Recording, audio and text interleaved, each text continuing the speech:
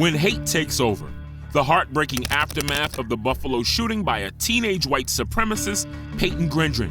Hate has the power to drive people to do unimaginable things. It can fuel violence, divide communities, and leave countless lives shattered in its wake. The sad reality was once again brought to the forefront on May 14, 2022, when a gunman opened fire outside a supermarket in a predominantly black neighborhood in western New York State. The Buffalo shooting claimed the lives of 3 innocent people who were simply running errands on a sunny Saturday afternoon. In this video, we'll explore the harrowing details of this senseless crime and examine the impact it had on the victims' families, the community, and the nation as a whole. Welcome to AF Crime, the channel that brings you fascinating crimes all around the world. If you're interested in this kind of content, then this channel is for you. Make sure to like this video, click on the subscribe button, and turn on the notification bell to keep you updated on our recent uploads. Now, let's get right into the video and investigate the crime scene of the Buffalo mass shooting.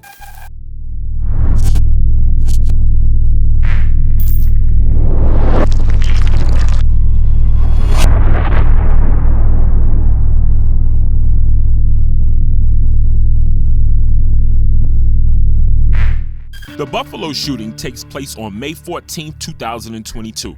It was a fine Saturday afternoon when the gunman had opened fire, killing 3 people at the parking lot outside the Tops Friendly Market, a supermarket in a predominantly black neighborhood in western New York. Who would have thought that buying groceries that day could be your last day?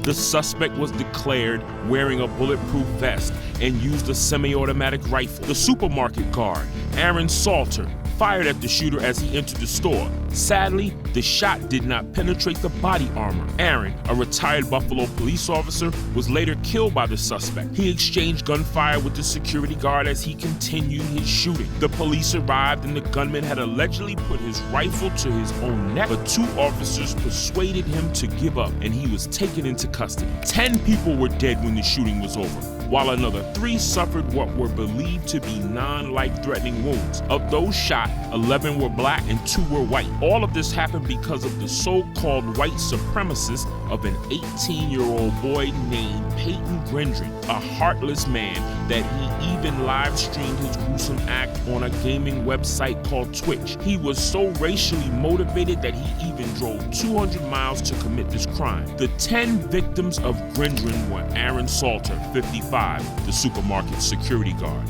Ruth Whitfield, age 86. She was on her way from visiting her husband in a nursing home and stopped at the store to get something to eat. Pearlie Young was killed at the age of 77 while shopping for groceries.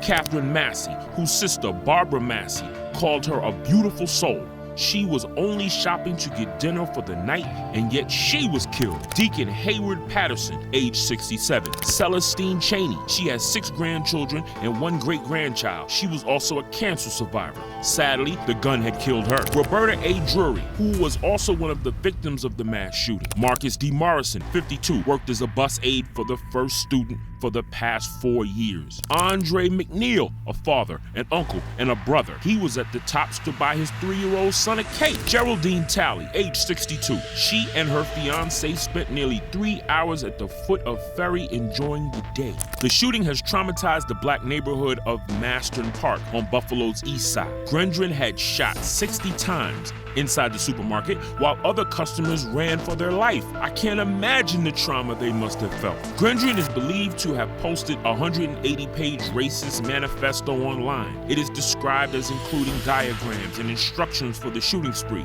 along with racist and anti-Semitic statements about black and Jewish people and immigrants. I must say that this boy was a huge red flag. The most disturbing is he even cited his inspirations, including Christchurch shooter Brenton Tarrant, who murdered 51 people at New Zealand Mosque in 2019, Dylan Roof, who killed 9 people that were black at a church in South Carolina in 2015, Anders Breivik, who killed 77 people in Norway in 2011. Describing himself as a fascist, a white supremacist, and an anti-Semite, Grendron had allegedly regurgitated tropes of the Great Replacement theory, which claims that white people are being marginalized and wiped out. Since the shooting, the suspect's online trail has revealed details about his plans for the attack, and officials have followed his digital footprint to piece together his motives. First, Grendron chose a grocery store as his crime scene over a church or an elementary school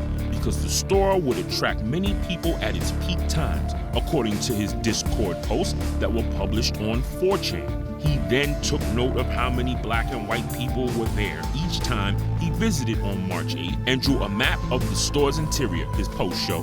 The post also revealed that the shooter planned his attack for March 15th but delayed it several times. The investigation states that he started his radicalization by explicitly racist, bigoted, and violent content he viewed online on 4chan, Reddit, and elsewhere.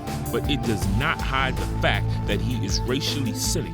The social media may have been a huge impact why he did it, but it does not cover the truth that he did it remorselessly. 30 minutes before an 18-year-old Payton Grendron carried out his racist mass shooting, he revealed his months-long plot to some on social media.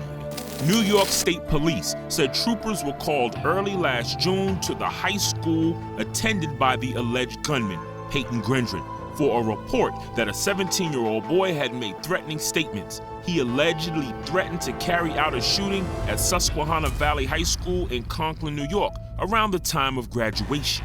May 15, 2022, he pleaded not guilty to a charge of first-degree murder. On June 1st, a grand jury returned a 25-count indictment against Grendron. He is facing 10 counts of first-degree murder, 10 counts of second-degree murder as a hate crime, and 3 counts of attempted murder as a hate crime. Grendron is also facing a charge of domestic terror and a weapons charge.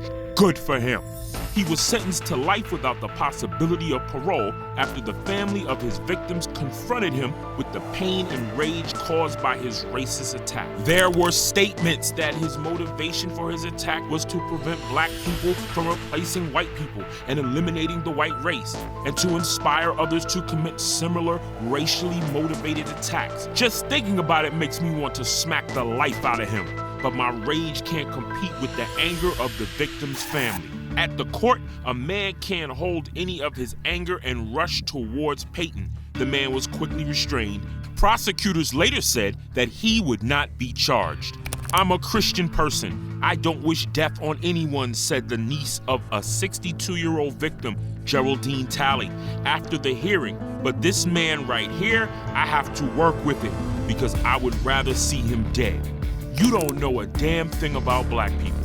We're human. We like our kids to go to good schools. We love our kids. We never go to no neighborhood to take people out, Barbara Massey told the gunman. Payton Grendron apologized to the victims' families, saying, "I'm very sorry for all the pain I've forced the victims and their families to suffer through. I'm very sorry for stealing the lives of your loved ones. I cannot express how much I regret all the decisions I made leading up to my actions on May 14th. I did a terrible thing that day. I shot and killed people because they were black. Looking back now, I can't believe I actually did it. I believed what I read online and acted out of hate. I know I can't take it back, but I wish I could. And I don't want anyone to be inspired by me and what I did." Payton Grendron, wearing an orange jumpsuit and shackles, said in the court. The statement came during the state sentencing hearing for Grendron, who pleaded guilty in November to 1 count of domestic act of terrorism motivated by hate. In handing down the sentence, Egan spoke to Grendron directly. "There is no place for you or your ignorant, hateful, and evil ideologies in a civilized society. There can be no mercy for you, no understanding, no second chances. The damage you have caused is too great, and the people you have hurt are too valuable to this community," she said.